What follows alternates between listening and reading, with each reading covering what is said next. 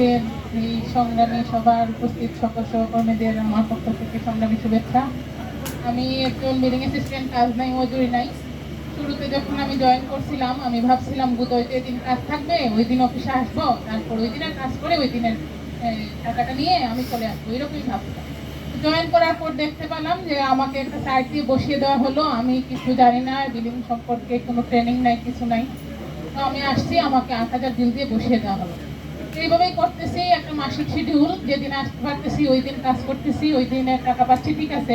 কিন্তু যেই দিন আমি আসতে পারতেছি না, আমি কোনো কারণে অসুস্থ হচ্ছি বা সবারই পারিবারিক একটা প্রয়োজন থাকতে পারে, পরিবারের সাথে সময় কাটানো বা এইরকম কিছু, তো আমাদের কোনো ছুটি নাই, ঠিক আছে। কিন্তু তারপরেও আমরা মানে মাসিক শিডিউলটা আমি একদিন আসি বা না আসি, যেভাবেই হোক ওইভাবে আমার যেভাবেই হোক আমি সেটা কাজটা আমার কমপ্লিট করতেই হবে। তো আমি একদিন অসুস্থ হয়ে অফিসে আসতে পারলাম না, ওই দিনের কাজ আমি 2 দিন পরে এসে আরো 2 গুণ পরিশ্রম করে আমি করতে হচ্ছে, কিন্তু ওই দিনের আমি টাকা পাচ্ছি না। কিন্তু মাসের ভিতরে যেভাবেই হোক সেইভাবেই আমার কাজটা কমপ্লিট করাই লাগবে, এইরকম। তো এইভাবেই চলছে দিন দিন, যত দিন যাচ্ছে। আমি 3 বছর হয়ে গেছে আমি জয়েন করছি। 3 বছরে মনে হয় কোনো প্রতিষ্ঠানে, আমার জানা মতে কোনো প্রতিষ্ঠানে নাই যে 3 বছরে মাত্র 50 টাকা বেতন বাড়ে। তো আমি 3 বছর হয়েছে, আমার থেকে সিনিয়র আছেন আমার আরো আপনারা 5 বছর হয়েছে জয়েন করছে, ওনারা এই 5 বছরে মাত্র 50 টাকা বেতন বাড়ছে, ওইটা হচ্ছে প্রণোদনা। হ্যাঁ, আর বিল বাড়তেছে, আমি 8,000 থেকে এখন আমি 12,000 করতেছি।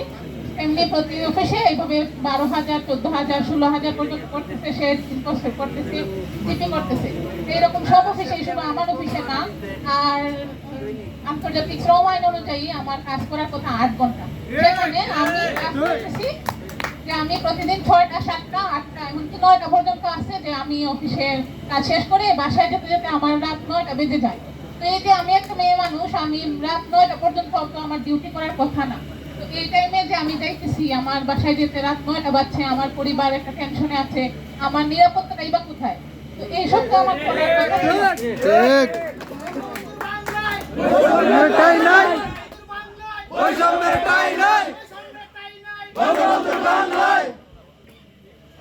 এই যে জুন মাস গেল, জুন মাসে আমরা সবাই জানি, আমরা বিদেশে যারা আছি, জুন মাসে আমাদের কি কষ্ট হয় জুন ক্লোজিং করতে।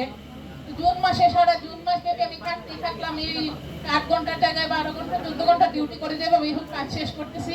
তো তারপর আমরা কি পাই? আমরা আসলে যে বোনাসটা যেটা আছে সেটাও আমরা পাই না। প্রতি ঈদের সময় বা পূজার সময় আমাদেরও ইচ্ছা হয় আমাদের পরিবারের সবাইকে কিছু একটা কিনে দিতে, সবার সাথে সময় কাটাতে, কিন্তু দেখা যাচ্ছে মাত্র 2,000 টাকা বোনাস। কোন সিস্টেমে 2,000 টাকা বোনাস আছে, যে ঈদের বোনাস 2,000 টাকা, সেটা আমার জানা নেই যে কোন সিস্টেমে আছে 2,000 টাকা বোনাস।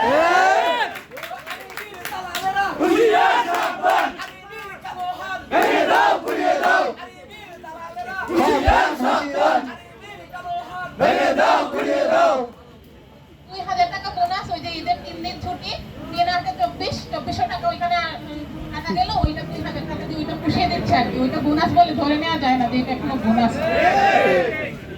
তো এইভাবে 400 টাকা লস, এটা ঠিক আছে। 3 দিন আসলে 2400 টাকা পেতাম, সেখানে পাচ্ছি 2,000 টাকা বোনাস, 400 টাকা আরো লস আমার। এইসব দুঃখের কথা কি বলবো, আসলে বলে শেষ করা যাবে না।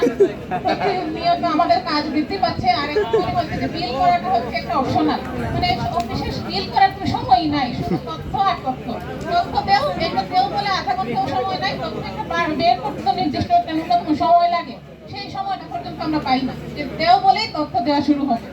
এখন কোন সময় বিল করবো, তারপর প্রতিটা কম্পিউটার আমাদের স্লো, প্রতিটা প্রিন্টার নষ্ট।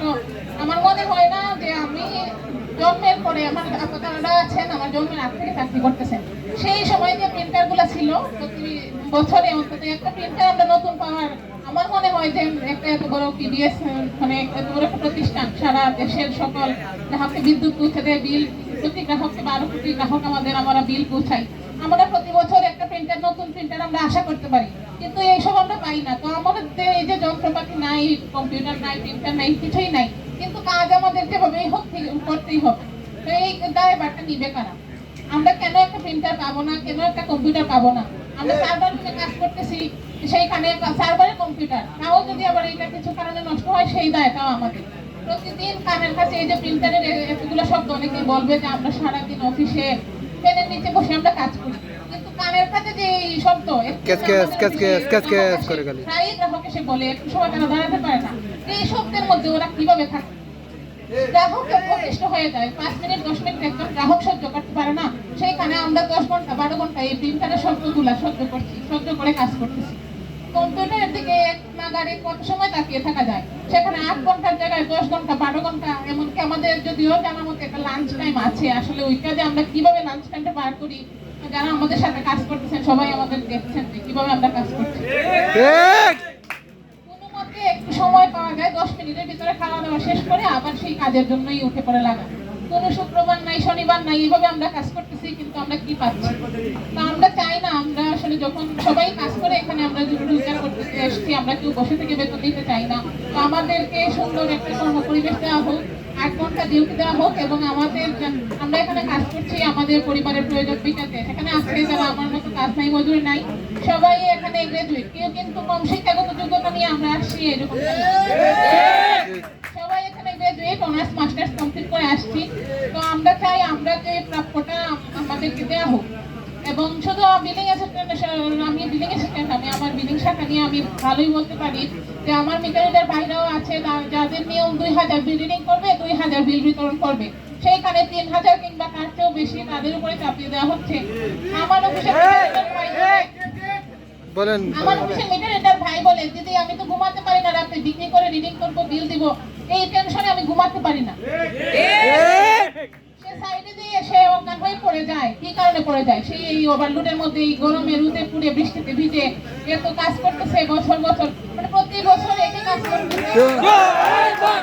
চুক্তি থেকে মুক্তি চাই, চুক্তি থেকে মুক্তি চাই, কোন সেখানে 1 বছরের চুক্তি, 9 বছরের চুক্তি, আবার কেউ নিয়মিত, এগুলো কিভাবে হয়?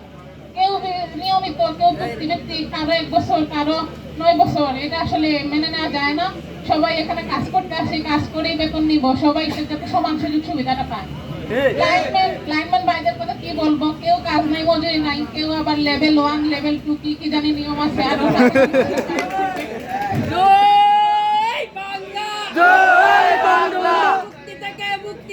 নিয়মিত চাকরি চাই, নিয়মিত চাকরি চাই, চুক্তি থেকে মুক্তি চাই, বঙ্গবন্ধুর বাংলায় বৈষম্যটাই নাই, বৈষম্যটাই নাই, বঙ্গবন্ধুর বাংলায় আরিফের দালালরা হুঁশিয়ার সাবধান, হুঁশিয়ার সাবধান, আলিবীর দালালরা এক অ্যাকশন, ডাইরেক্ট অ্যাকশন, আরিফের বিরুদ্ধে ডাইরেক্ট অ্যাকশন, আরিফের কালো হাত ভেঙে দাও, গুড়িয়ে দাও, ভেঙে দাও, গুড়িয়ে দাও, আলিবীর কালো হাত, জয় বাংলা, জয় বঙ্গবন্ধু। আমরা এগুলো চাই না, আমরা চাই সব বৈষম্য দূর হোক, সবাই সমানভাবে সুযোগ সুবিধা পাক, এবং সবাই কাজ করে আমরা বেতন দিতে চাই। আরেকটা যেটা বলতে চাই যে আমরা যারা কাজ নাই মজুরি নেই আছি, সারা বাংলাদেশে মনে হয় না এমন কোনো প্রতিষ্ঠান আছে যেখানে মাতৃত্বকালীন ছুটি বিনা বেতনে, বিনা টাকায়, কোনো 1 টাকা ছাড়া এইরকম দেওয়া হয়। যেগুলো আছে, গার্মেন্টস আছে, আরো বিভিন্ন কোম্পানি আছে, প্রতিষ্ঠান আছে, সবখানেই মাতৃত্বকালীন ছুটিতে অন্তত একটা মেয়ের সবচেয়ে বেশি টাকা কোন সময় প্রয়োজন হয়? সে যখন মা হয় তখনই তো প্রয়োজন হয়। মাতৃত্বকালীন ছুটিটা পর্যন্ত আমরা বিনা বেতনে, বিনা মানে কোনো একটা সুবিধা ছাড়া এই মাতৃত্বকালীন ছুটিটাও কাটাতে হচ্ছে। সেখানে দেখা যাচ্ছে 6 মাসের ছুটি, বেতন নাই, কি করবে? তাই 3 মাস কাটিয়েছে, 4 মাস কাটিয়ে, কিংবা 2 মাস কাটিয়েও চলে আসছে। তো এরকম মেয়েদের মুখে আজকে এখন বাংলাদেশ ডিজিটাল বাংলাদেশ হয়েছে, এখন স্মার্ট বাংলাদেশ হচ্ছে, যেখানে নারীর ক্ষমতায়ন সবখানে নিশ্চিত হচ্ছে। সেখানে আমাদের এই নারীদের সাথে এরকম বৈষম্য যারা সৃষ্টি করেছে, আমি চাই এইগুলা দূর হোক। আমি মাননীয় প্রধানমন্ত্রী, উনি দেশরত্ন শেখ হাসিনা, যিনি গণতন্ত্রের মা হিসেবে বলেন,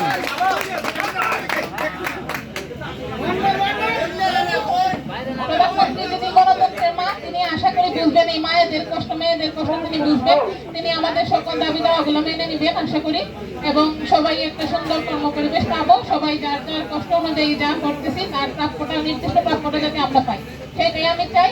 আর আমরা যতদিন সবাই আমরা আজকে এক হয়েছি, এখন আমরা এক হয়ে থাকবো, যতদিন না আমাদের দাবি আদায় হচ্ছে আমরা এই মাঠ ছাড়বো না।